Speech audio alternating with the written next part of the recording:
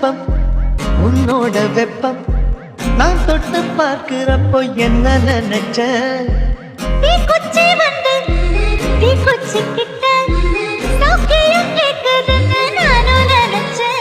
உன் கண்ண குழி முத்தம் வச்ச என்ன நினைச்ச இஞ்சி பொடி மீது ஒண்ணு கேட்க நினைச்சேன். என் பேராச நூறாச கேட்கையை அடித்தேன் மல்லி நீ என்ன நினைச்சடி ஆறேழு கட்டிலுக்கும் அஞ்சாறு தொட்டிலு